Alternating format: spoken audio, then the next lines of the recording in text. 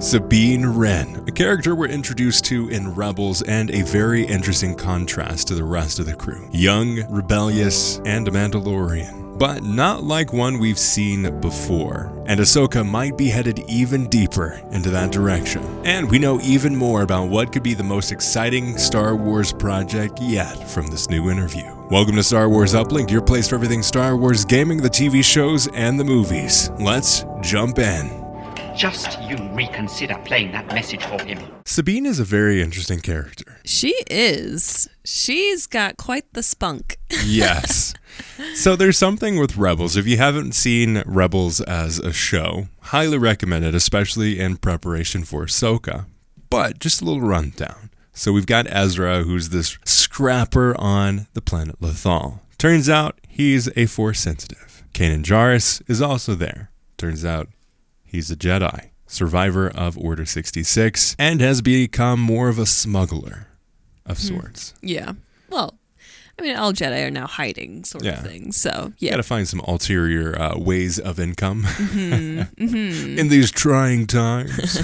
And then you have basically kind of like his wife, pretty much. I mean, kind of spoiler there, but kind of. There's definitely a lot of sexual tension between those two since the beginning. So, incredible pilot and very well versed in a variety of weaponry in the Star Wars universe. And then you have Sabine, who is this very interesting mix for the whole group, honestly. Truly. She's a Mandalorian, doesn't quite act like the normal Mandalorians. No. From Night Watch, and has a storied past when it comes to the Mandalorians. Part of Clan Wren, which is the House of Vizsla. Wow. Which is a name we know a lot of from Clone Wars, Rebels, as well as the Mandalorian, too. You've got Tar Vizsla, I think? Yeah, so we've got Sabine, and she's kind of the balance to Ezra, where it's like he's just this like, I don't know what I'm doing, and then here's Sabine, who's but she like, also is kind of like that too. Absolutely, yeah. She's But kind of his older? Equal, but also his opposite. It's a really interesting dynamic to just They're look really at those annoying two. in the first season. They're so annoying. Oh my and gosh. somewhat in the second season, but especially that first season. Both Ezra and Sabine are like, could you please stop? Please. That just makes her character growth that much more sweet. Yeah, it does. So, yeah, Sabine's got a lot going for her, and yet she seems to have made a lot of like life decisions to make her a lone wolf. Yes. Which is really, it's not an interesting unlike choice. Ahsoka. Yeah. Especially so in this newest trailer, the real trailer for Ahsoka, we get a bigger look at kind of the broad stakes that are there in this series. And we see Sabine in a very interesting place because she almost kind of like forgoes the Mandalorian path. She's seen in a couple scenes to be taking up Ezra's lightsaber. And I think that led us to kind of think like, is she going to be a Force sensitive? Because we do have that line of like, oh yeah, I left Sabine just like I left Anakin, and I didn't finish my training with Anakin. I didn't finish her training with Sabine. Right. So we're getting this this moment that it's confirmed now that Ahsoka is training or did train Sabine. We don't know in what. It could just be any manner of like combat, hand-to-hand combat, because Ahsoka is very good at hand-to-hand combat. Especially lightsaber wielding. Yeah. So it could have been that, but the darksaber would have been gone already. Yeah. You don't need the Force to wield a lightsaber, but it definitely helps. Yeah. So it's an interesting idea that I would have never thought Ahsoka would take Sabine under her wing and be like, yeah, let's go. I'm going to be your master. She literally calls her master. So it makes you think, like, this is a master and apprentice thing here. Yeah. It could just be a carryover, though, from Ahsoka from the Jedi perspective, carrying over. I guess. It's possible. I'm playing devil's advocate here. I feel like that's a stretch, though. Yeah? Yeah. I don't know how they're playing Ahsoka right now. Like, I don't know if she's, no, I'm not going to be a Jedi ever again sort of thing, or if she's like, yeah, no, I'm still kind of toying, dabbling, doing in between things. when we last see Ahsoka, even in Rebels, I feel like she was very much like, nope, Jedi life is behind me. I'm done. I'll help you guys, but I'm kind of just doing my own thing. Thanks. But we see her in Book of Boba Fett taking on more of like, I'll watch and see what Luke's doing over here. And that confuses me. Like, what is she doing? Yeah.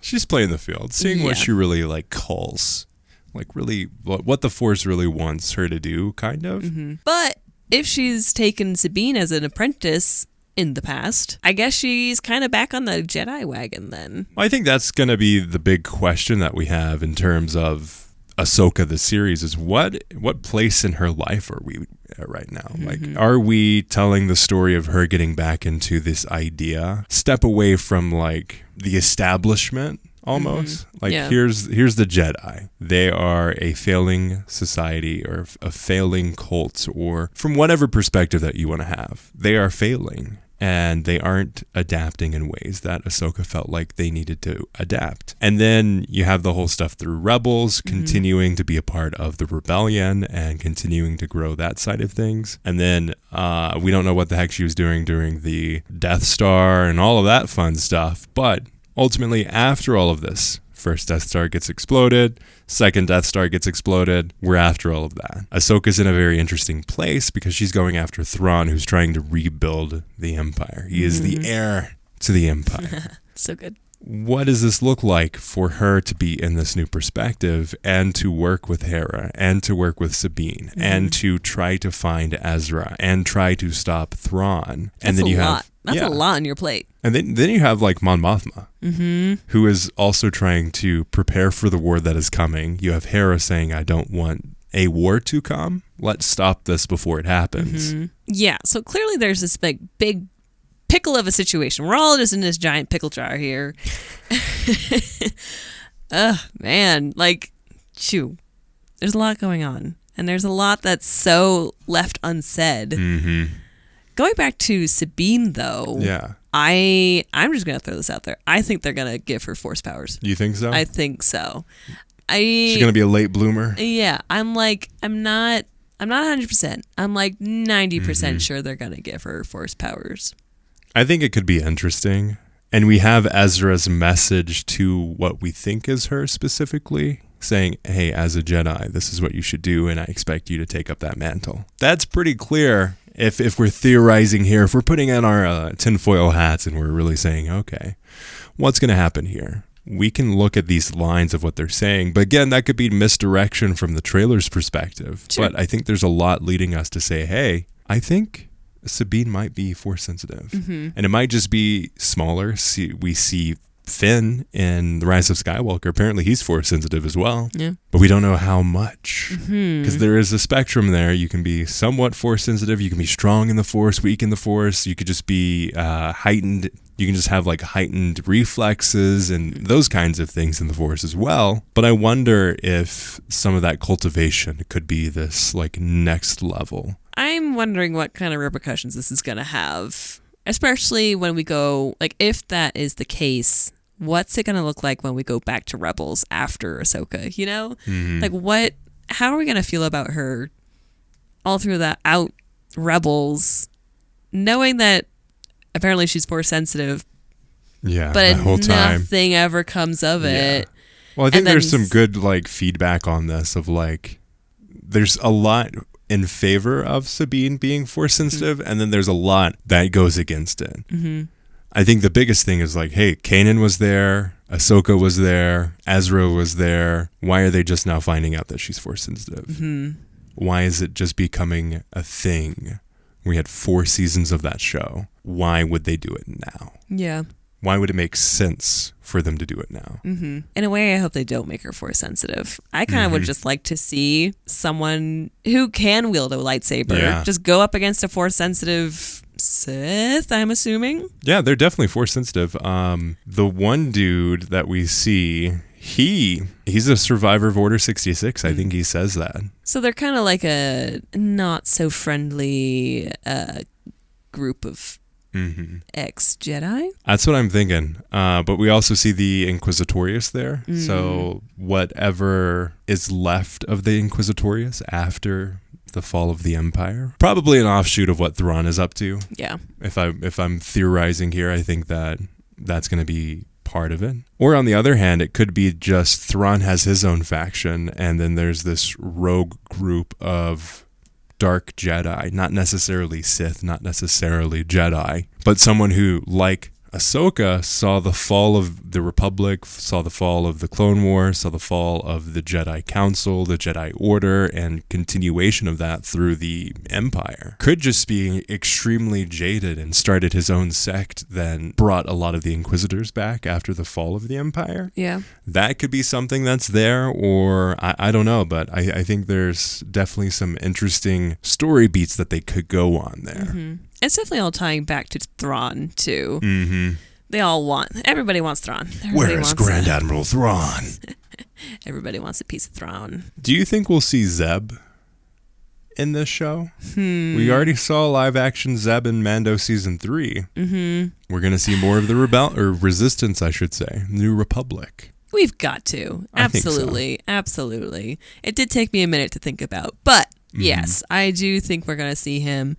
Eventually, we're going to see Ezra. Yeah. We already see him in hologram form. Right. So, his actor is there. Yes. He's been cast. Yes. And I can't imagine that they'll just use him for holograms. Mm-hmm.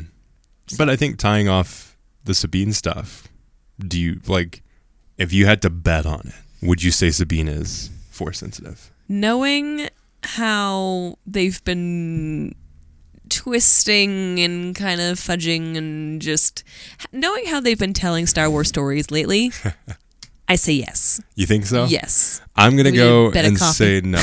I'll bet you a coffee. Let's bet a coffee. I bet that she's not Force sensitive. Okay. I think that this may be wish casting and saying, okay, no, I don't want her to be. Mm-hmm. But I feel like having it so like explicit in the trailer at this phase of the marketing, considering how secretive they've been, I think it's more likely that she isn't Force sensitive. No, I definitely think I'm right. Let us know your thoughts on this. So we've got Ahsoka.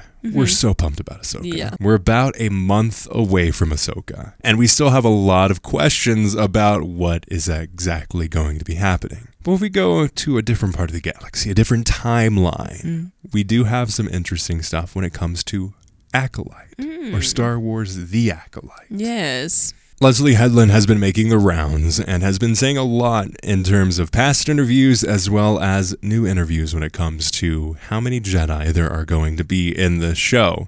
This is the quote specifically. "We have more Jedi than you've ever seen in other Star Wars content. But at the same time, I think you can see more morally ambiguous characters than in any other Star Wars content. And I think I can say this pretty confidently. I don't think you're going to see action in other shows the way that you see it used and utilized in our show." She's just calling him out, man. Oof. She's coming in guns blazing and is like, you know the fight on Geonosis with all of the Jedi? Well, hold my beer, non-alcoholic beverage, coffee, latte, whatever have you. And let's just see what I do. Mm-hmm. Also, you know the fights of the Mandalorian? In Book of Boba Fett, Andor even, I'm stepping it up. I'm setting a new standard for what it's going to be like in Star Wars when people expect action. And as someone, you did not sadly have this experience, but I have seen the teaser, the one that they had at Star Wars Celebration. And I can say from that small clip, the amount of intrigue and the amount of creative filmmaking with the fight scenes is very fascinating. It is think more Force assisted like martial arts rather than exclusive lightsaber fights. You're going to be seeing more of that almost like Avatar The Last Airbender fights where you see more of the creativity and how they utilize the Force than we've seen in any other series. I think that makes sense though. Like this is taking place kind of at the very peak of it's the golden era for the Jedi. Yeah. So this is like pulling no punches kind of thing. Like I feel like when we see the Jedi moves and things like that in like the original, or not even if we original, see it in like Clone Wars prequel era, we see an institutionalized Jedi. Yeah. We see expectations. We see you choose a type of lightsaber style. Yeah. And that's what you use. Yeah. And that's going to determine how you fight. We go back a few hundred years. That is when, I think it's 200 years before the Phantom Menace. We're going to see the Jedi utilizing the Force in ways that we've never seen on screen before, and maybe have never seen in Star Wars before. And it makes sense because they're still making this what they'll end up putting in textbooks for the later on Jedi. You know, like this is what they're creating. Like this is the creative time for both lightsaber and Force wielding things. And that's what excites me so much about this show. And she says it here. It's Star Wars is always some version of the underdog versus the institution. And she's flipping it. The institution is the Jedi. It's the height of the Jedi. It's the High Republic. It is the idea of this shining city on a hill. What does it look like from the other perspective, from a different point of view? And what does it look like for someone who believes they're right to fight the institution of the Jedi, who also believe they're right, but maybe not exactly, if you look at it from a certain point of view? It's going to be really interesting because she says how you're going to get so many Jedi, but also so many more like morally ambiguous. Yeah. Like gray Jedi. Right? Yeah. So it's going to be really, really interesting to see, especially seeing how this is going to be from the dark side perspective. How are we going to root for in the end of it? You know, like who are we supposed to root for? Good, bad, doesn't matter. I don't know. I think it's very dependent on how they structure the show. And again, we have theories, rumors, reports that this show could go on for multiple seasons. So if they set it up into this way where we get the foundation of the characters, we get a foundation of the world that we're building, and we have a complete story, but it's continuing into these other mediums and it's continuing later on in the same show in a different season that has a completely different perspective and viewpoint from what we see in the Mandoverse. I think that is really exciting. Yes, same. And that's why, like, when talking about this specific show, I think this is the most exciting we're going to be about Star Wars. We don't know what it's going to be. This is a timeline we've never seen in live action. This is a time frame where we've only seen in the comics and the books and a little bit when it comes to Jedi Survivor. But this will be a clear understanding of the time frame and the grit and the reality of what it was like for there to be this many Jedi in the galaxy. It's going to be really exciting to see. And honestly, I'm ready for some Jedi. I need some Jedi action in my life. And different experiences with those Jedi, because I feel like we've obviously in Mando season 3 we got the whole idea with Jar Jar Binks' actor Ahmed Best and his viewpoint of the Jedi and specifically Order 66, and then we see Obi-Wan and a very different perspective around the Jedi and Order 66, and we see like these different perspectives around Order 66, and we're probably going to see another flashback when we hear about the dark dudes fight and survival of Order 66 and Ahsoka. Yes. We're probably going to see another montage around Order 66. So it's going to be so nice to not have Order 66 hanging around. Yeah. Yes, it makes sense that we're seeing one of the biggest massacres in the galaxy. Yes, we're going to see it from multiple perspectives, multiple points of view. But I think it's going to be nice when we have something different. And I feel like that's when you're like, oh, let's do something with the prequels. It almost feels like they have to have something to do with Order 66. Yeah. I'm not excluding stuff like the video games too. I love Jedi Fallen Order, but yes, it involves the Clone Wars and Order 66. It's super fun to be like in the moment and be a part of that and see it from Cal's perspective, but it's still basically an Order 66 montage. Yeah. But I think having all these different pieces, and that's what we're so excited about when it comes to the experience of Star Wars and the TV shows, is we get to see more Star Wars. We get to see more perspectives of Star Wars. We get to see Andor. We get to see Mando, which is very different than Andor. And we get to see, even Ahsoka is probably going to be very different from Mando as well, even though it's set in the same time frame. And then what we see with Skeleton Crew is going to be very different as well.